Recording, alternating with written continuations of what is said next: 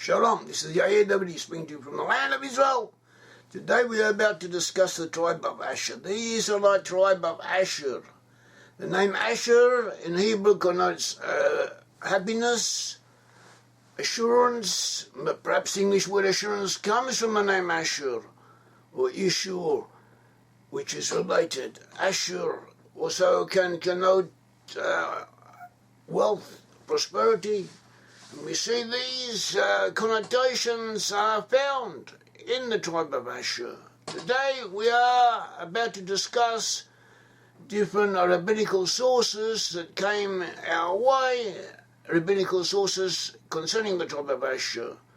We are not going to go so much into what our own opinion is. We will do that at another time, another place. But we are giving the sources more or less as they are, as they came our way, in a summary fashion, and we think they will be of interest. They are of interest, and they do have insights of value, and it's worth listening to them and seeing what they said. These are rabbis, these are sources of rabbis who study the Bible, study the Hebrew text, know Hebrew, know the Hebrew grammar, know the Hebrew constructions, know the word roots.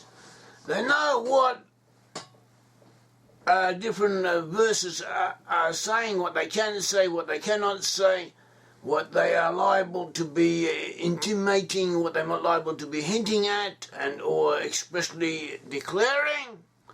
And they also know what the different various traditions concerning the meaning of these texts say, and they put it all together and they have come up with their own conclusion, but which is compatible and which is in them, it is in the same direction as those commentators who went before them.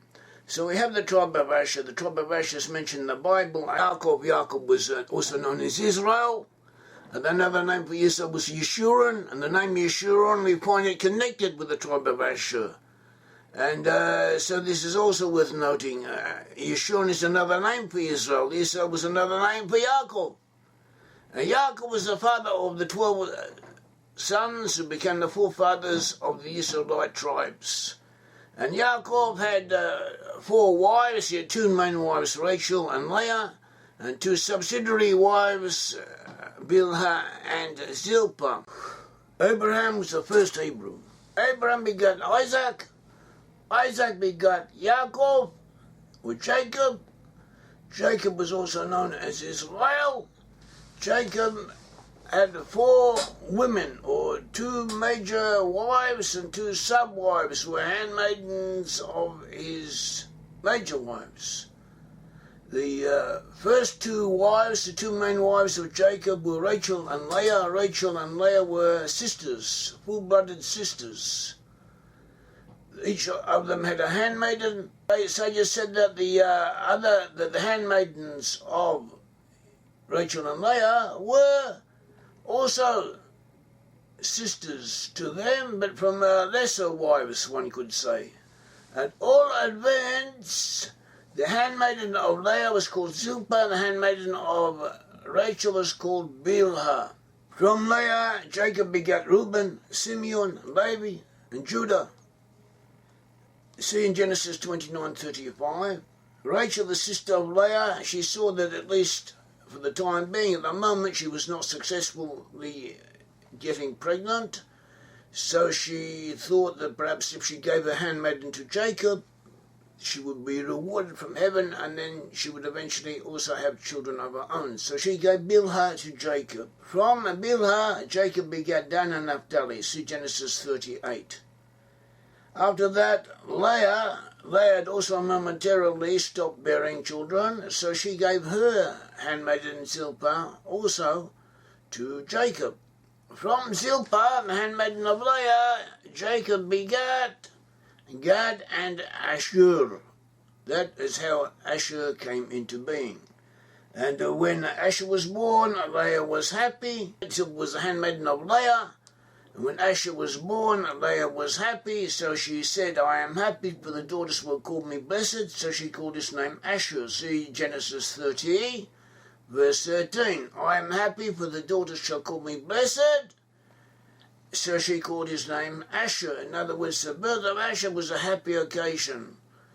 And after that, Jacob begat from Leah 2 more sons, Issachar and Zebulun, and also from Rachel Jacob begat 2 sons, Joseph and Benjamin.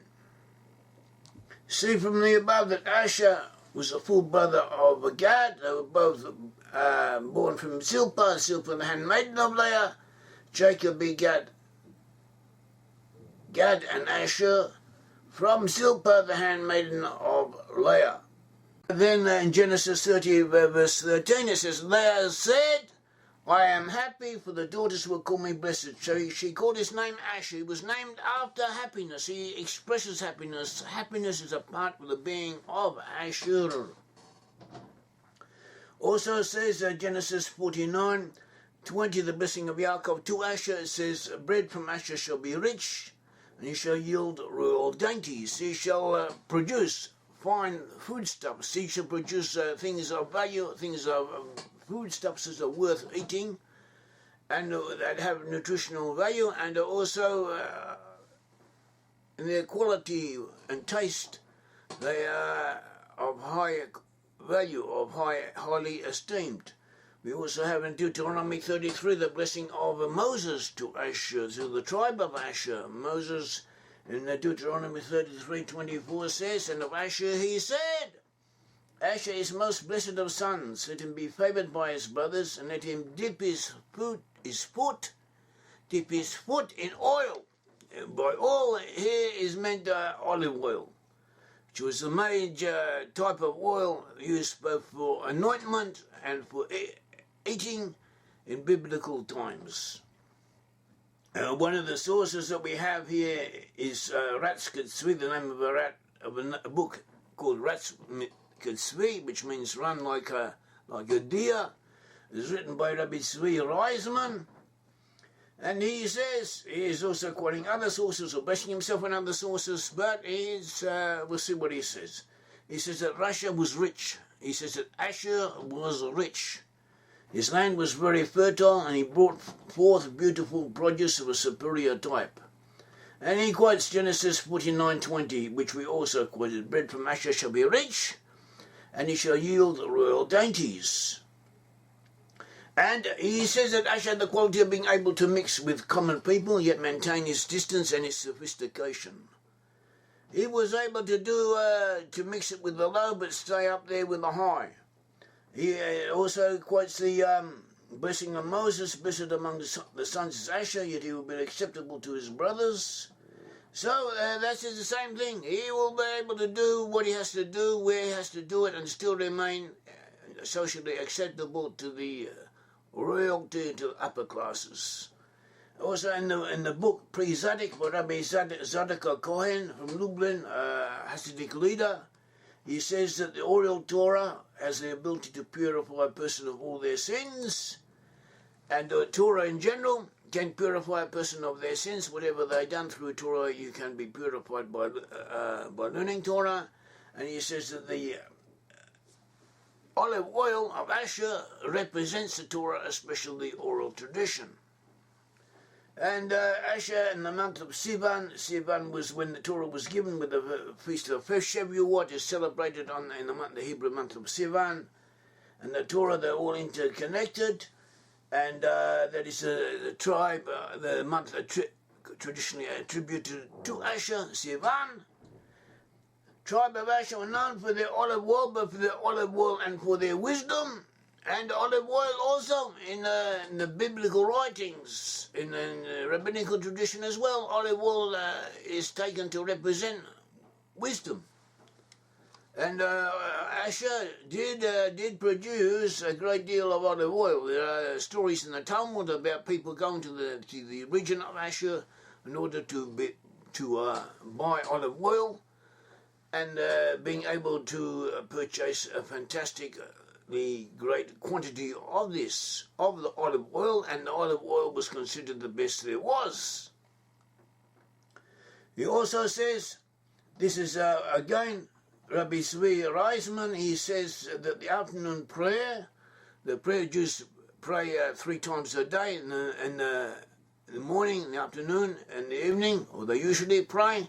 The afternoon prayer is a bridge between the day and the evening, and so to Asher was able. This also connects up with Asher. Abel was able to bring together contrary forces, contradictory powers were able to come together to resolve their differences through the tribe of Asher. Asher has the power or the quality of conciliation. So that's this is important. Asher has the power or the quality of conciliation, of reconciliation, of bringing different forces together. Mordecai Haim Kreger says that Asher quotes other sources that Asher was happy due to being able to conquer his evil impulse. The Lubavitcher Rabbi, we all heard of the Lubavitcher Rabbi, or most of us have. Chabad, you've heard of Chabad? Chabad, the people who go around waylaying Jews or even non-Jews passing by them and offering to put tefillin on them and helping them out. They did a lot. The Lubavitcher Rabbi was a very important person, and he also wrote a lot. He wrote a lot of commentaries. So in one of his commentaries he mentions the tribe of Asher, and he says that the land of Asher was overflowing with olive oil, and olive oil is hopeful for learning and memorizing. And he said that where it said, with the blessing of Moses to Asher, Deuteronomy 33:24, where it says, and of Asher, he said, Asher is most blessed of sons, let him be favoured by his brothers, and let him dip his foot in oil, And the Rabbi says the foot represents the lowest portion of human instincts, of the human being. It is the lowest portion of the body. Of our body, our feet are the lowest portion we have, and therefore a foot in literary biblical literature can be taken to represent the last part, the least part, or the most basic part, and therefore it also can be taken to represent the lower impulses that we all have. Whereas the oil is traditionally was placed on the head. They used to anoint the head. There were apparently health reasons for this. Perhaps we should investigate it. Who knows? There may be value in this, in placing olive oil on your head. At all events, olive oil was placed on the head. The head was anointed with olive oil, and it was considered to be conducive to clear thinking, to wisdom. And the wisdom from on the head, that is the highest thing you have in your existence, your powers of thought, of spirituality. And olive oil is representative of this. And Asher was to dip his foot in olive oil. In other words, he was to able to sanctify his basic instincts and to bring together these different forces within his being. And he has this ability, and not only does he have the ability for himself, he also can pass it on to others. This is one of the qualities of the tribe of Asher. According to the Lubavitcher Rabbi, Asher had the ability to serve the Almighty with his whole being and to subjugate all needs needing for his existence, and to subjugate them to help him fulfill his goal of worshipping the Almighty.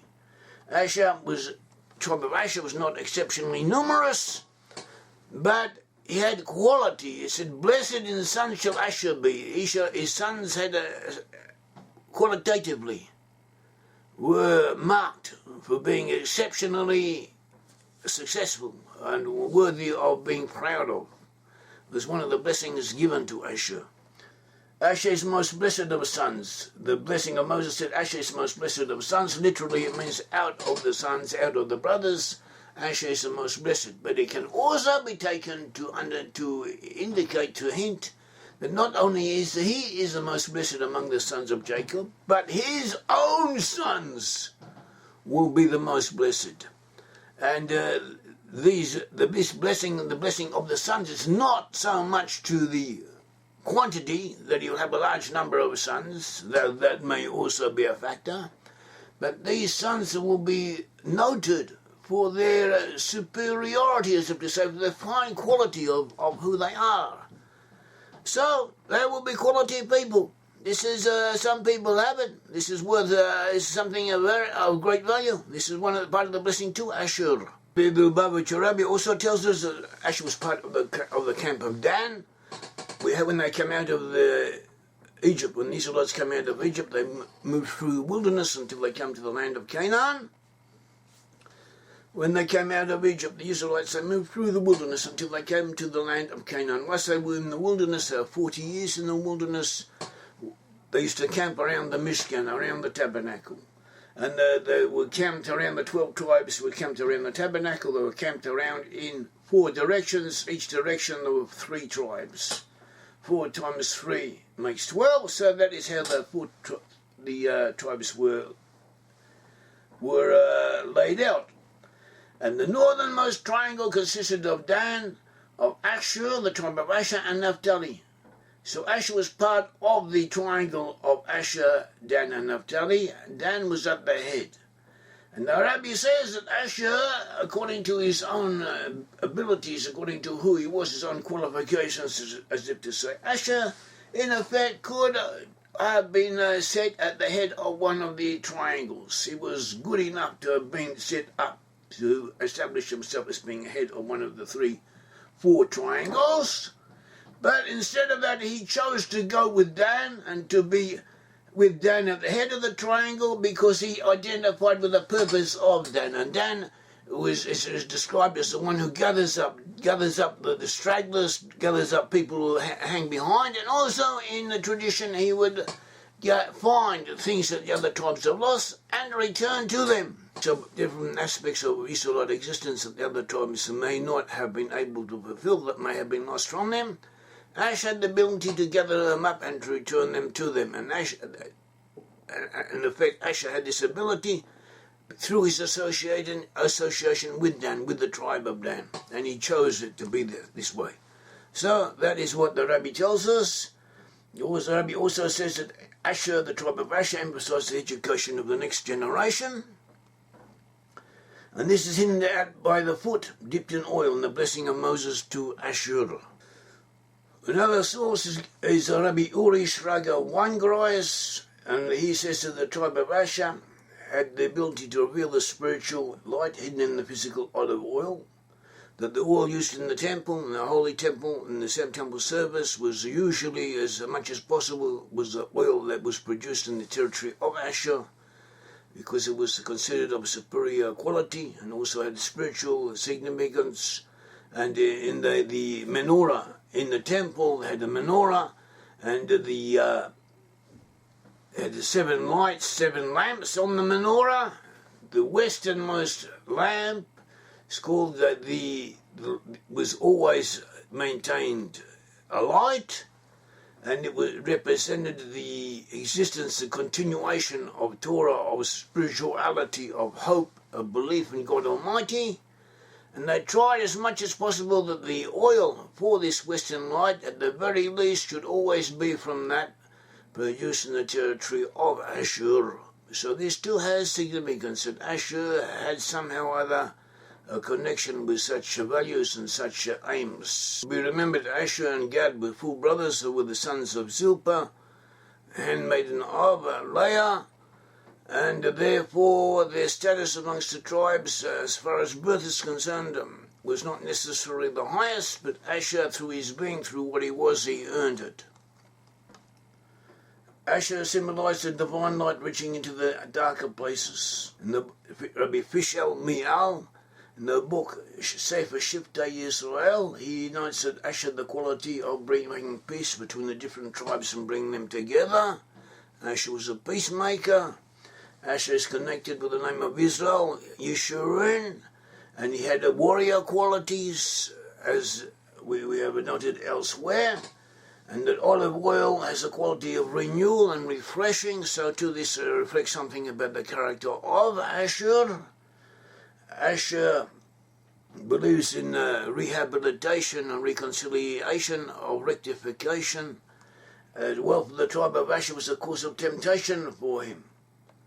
But there was one of the kings of Israel, Pekach ben Ramaliel, was the king of Israel of the 10 tribes. And remember, there were 12 tribes of Israel. They divided into 2 different sections. In the south, there was Judah and Benjamin in the kingdom of Judah. In the north there were 10 tribes in the kingdom of Israel, sometimes referred to as Joseph, or as Ephraim in the prophets. And this kingdom of Israel had 10 tribes, and Asher was part of these 10 tribes. And in the kingdom of Judah in the south, the ruling house was the house of David, and they were always rulers over Judah. They were always, all of their monarchs came from the house of David, and as far as Judah was concerned. But in the north, you had the different houses that were killing each other or replacing each other. So one of the kings of the northern kingdom of Israel came from the tribe of Asher. This was Pekach ben Remaliah, and he became king by killing the previous king who went before him. And he was, according to the rabbinical tradition, he was a great eater. He used to eat prodigious quantities of meat, and he was noticed for that.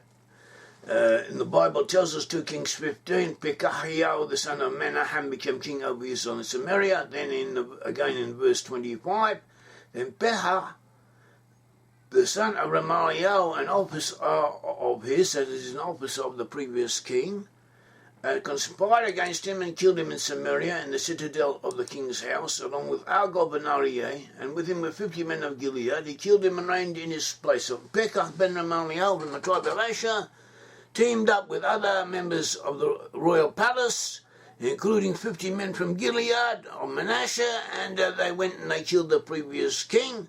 And then Remaliah ben Pekahiah, then Remaliah ben Pekahiah became king over the northern house of Israel. We also hear, according to one opinion, the prophet Amos was from the tribe of Asher, and the prophet Amos condemned excessive pleasure and indulgence. Also, according to tradition, the mother of Jonah, the prophet Jonah, his mother was from the tribe of Asher, and prophesied against Assyria, the kingdom of Assyria, the pagan kingdom of Assyria, which in Hebrew is referred to as Ashur. And then the name of Ashur and Asher are quite similar. Also, they can be spelled with the same letters in Hebrew. The Gentiles, that is the so-called Phoenicians of Sidon, they worshipped an Ashirah. An Ashirah was a type of, usually taken to be a type of sacred tree dedicated to some type of goddess, Ashirah. And Ashirah was forbidden, but the East Canaanites worshipped an Ashirah. And they lived in Sidon. Sidon was an important Phoenician center, and it was within the territory of Asher. And Asher was also involved in Phoenician maritime activities. So there's something of this also reflects upon the character of Asher as a whole. And we have these names, Ashur and Ashirah, that is this pagan goddess type of worship, and the tribe of Asher, and also we have the tribe, and also we have the people of Ashur, that is the Assyrians, and the Ashirah, that is a pagan goddess, and the Ashur, the kingdom of Assyria, were noted for their pride, and so too the tribe of Asher, the Israelite tribe of Asher, had a tendency to also to go along in the same bad habits. When it was bad, and this was one of the ways its evil inclination led it to go in. So this is also worth noting.